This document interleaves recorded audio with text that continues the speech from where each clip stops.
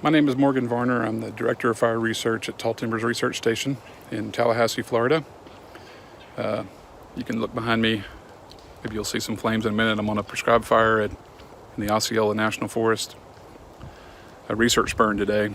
I wanted to talk a little bit about prescribed fire councils and why I feel so passionate about it, and why I think for places like Idaho and others that are trying to increase the pace and scale of prescribed fire, that prescribed fire councils are critical.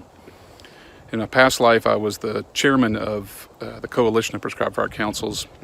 We worked across the country on establishing and maintaining prescribed fire councils, but to increase the use of prescribed fire on lands that needed it, from a biodiversity standpoint, from a reducing fire hazard standpoint, for wildlife habitat, the multitude of reasons that people burn. And I had experience with the councils in the Southeast more than 20 years ago, and at the time I was struck by the passion that professionals felt from across the spectrum, managers, scientists, folks working in extension and community fire preparedness. And in the West, I saw pretty quickly, in California and other places, the dearth of that sort of activity. And the coalition worked really hard to start councils in the Pacific West and in other places. I had experience working in the Mississippi Prescribed Fire Council, Virginia, and the California councils. There are a few things about it that, from a researcher standpoint, somebody who cares about their research making it to application, prescribed fire council meetings and the community of practice that we built was important, because it connected managers with scientists in a really comfortable way, where we could talk about what their needs are and really understand their needs beyond just a simple email or a telephone call. We get to meet and discuss their issues in a really deep way. I found that to be really powerful. I think it's a great thing, the way that we talk about now co-production of research, where managers and scientists communicate, so scientists understand their needs, and that managers understand that they have scientists working for them to try to help them overcome their hurdles.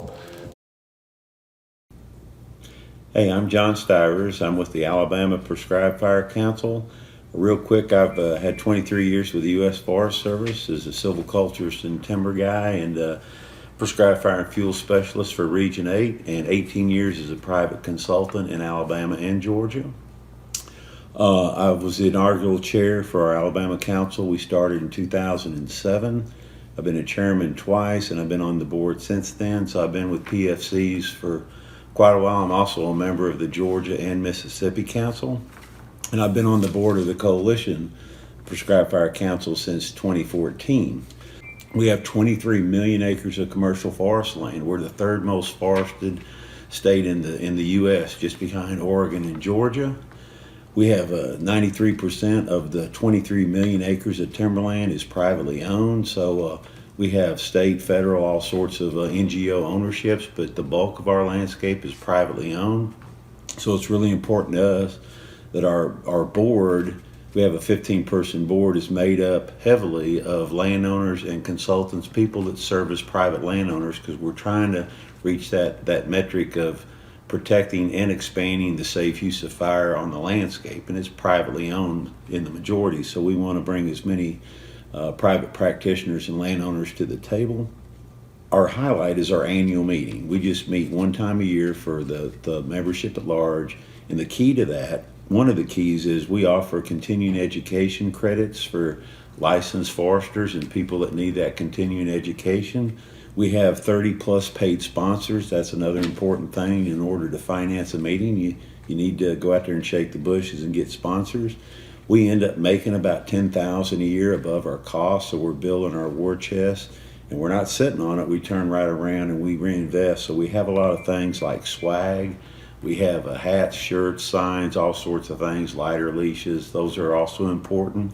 A couple other highlights that our council does that's very unique to all the other councils is we conduct these learn and burn workshops where we mentor people.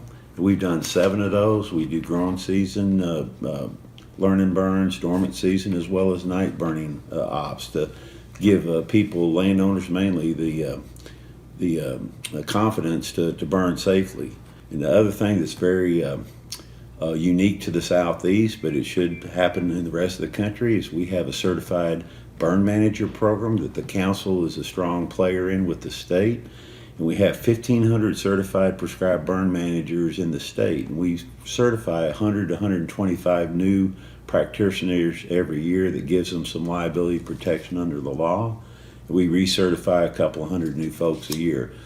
Tom Dooley, Director of Forest Conservation for the Nature Conservancy in South Carolina, to tell you about how the South Carolina Prescribed Fire Council has impacted prescribed fire and prescribed fire efforts in the state.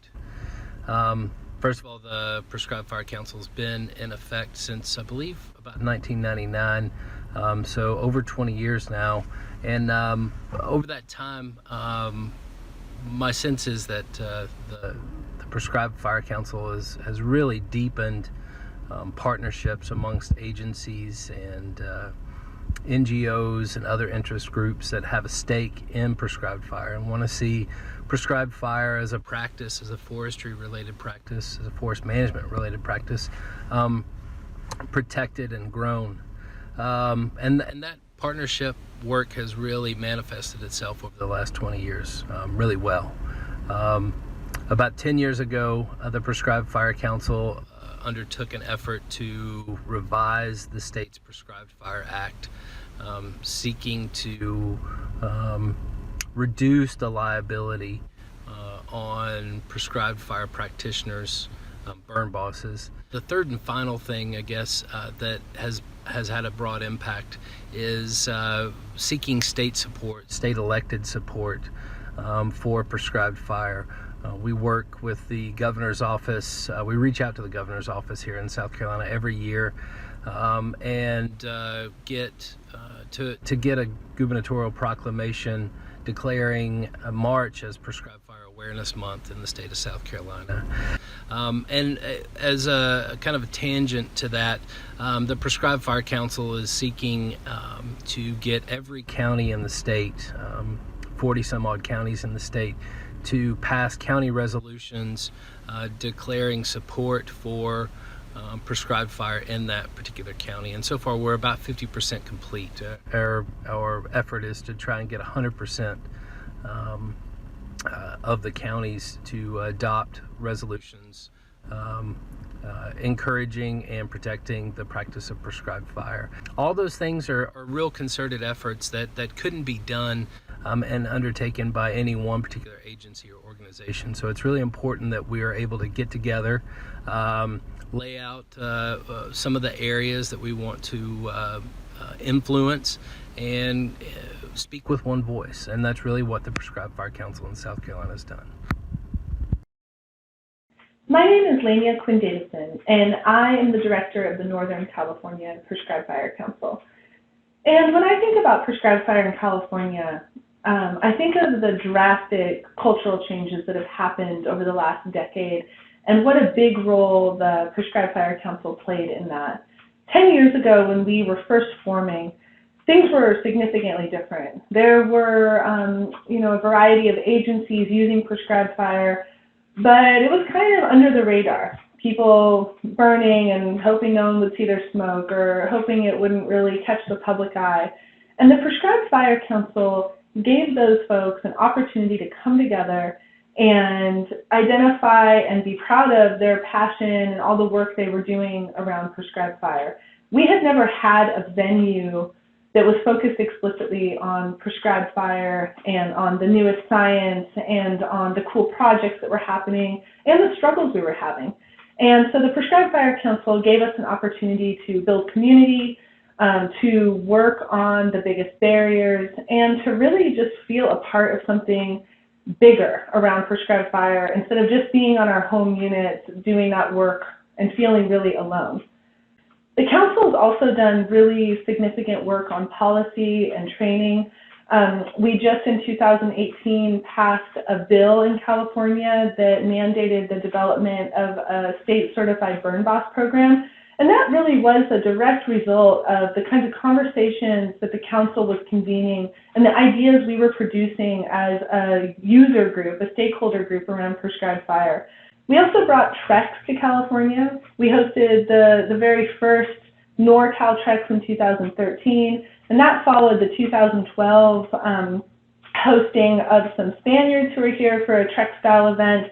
And that really spiraled into more than a dozen Trex events that have happened in California over the last, 6 years. I see councils as an opportunity to convene community, bring people together, work on barriers, celebrate successes, create fertile ground for new things like prescribed burn associations or other forms of cooperative burning. Councils do so much. So that's the N.Cal Council.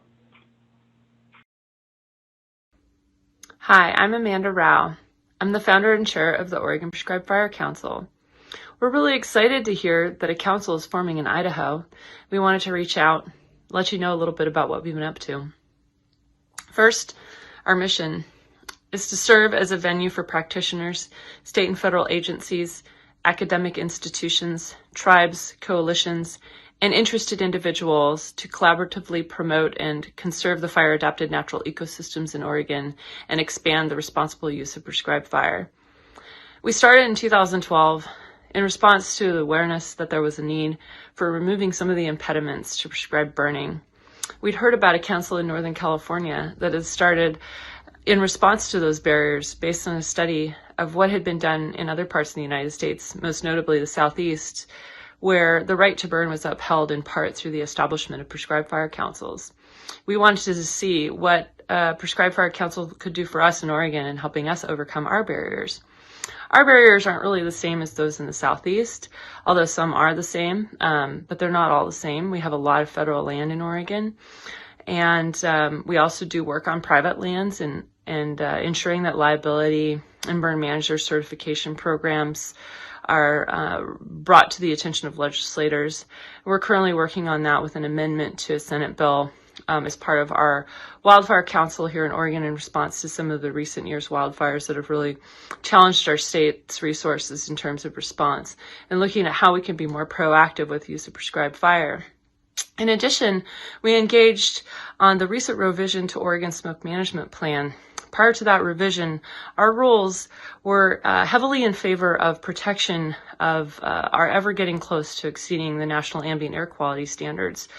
They were so protective that it was really limiting a lot of prescribed fire that needed to happen to protect communities and ensure that our forests and rangelands remain healthy and viable. So we engaged in that process with over 20 other stakeholders and interested parties. Took a lengthy amount of time, although considering how far we made it and what progress we made, it really wasn't that long, but it was nearly 2 years of engagement in the process. And what we came out of that with was changes to the rules that allowed more smoke into the air and relaxed some of the ways in which intrusions were defined. We've already seen a reduction in the number of intrusions since. And those intrusions, while not punitive before, were enough to prevent landowners from really taking on more burning because they were afraid of the amount of response and paperwork involved. And it really was kind of a red mark, if you will. And so removing some of those red marks and potential for feeling as though you had done something wrong has made a huge difference. Just Burns from OPB provided an amazing graphic just showing the amount of reduction in those intrusions that have happened since those rule changes went into effect. They've dropped down to the single digits when they used to be numerous. So we're really excited to see those changes happen and to realize that engaging in policymaking and legislation makes a difference and can help all of those out in the field trying to get good fire back on the ground. So we're really looking forward to hearing how things go with your council, and we're here to help if you need anything. Thanks.